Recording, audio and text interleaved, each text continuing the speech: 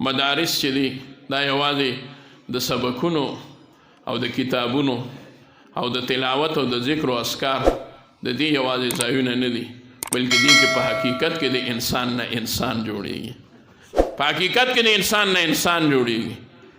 او یوازې دا نه چې استاد خپل شاګرد ته وایي چې بچیا وایه دا ټکی دی داسې دی، دا ټکی داسې وایه، دا ټکی داسې وایه، بلکې ورسره وایي بچیا تا ته زما وخت خیال و داسې مه کوه، بیا یو کار باندې وي لیدلی وي یو حرکت کوي بچې په دې بنده بد ښکاري، دا مه کوه دا مه کوه دا مه کوه.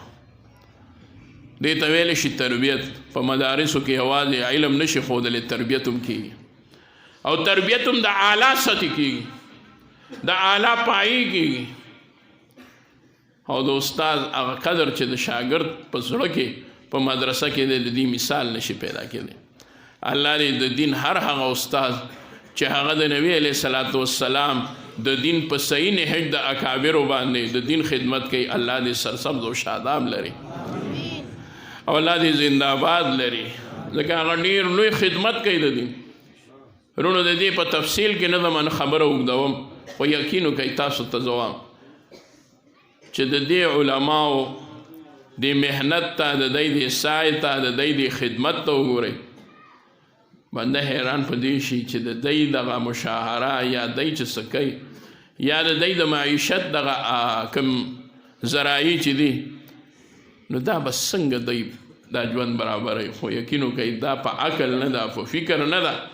د دې لپاره الله رب العزت قرآن مجید کې قاعده او کلیه ښودلې ده.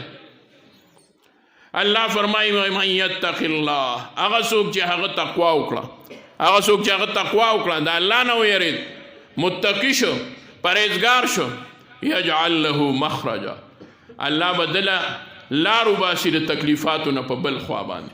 په دې الله رب العزت هغه تکلیف نه راولي چې د زړه متاثر شي او د الله د عبادت نه پاتې شي.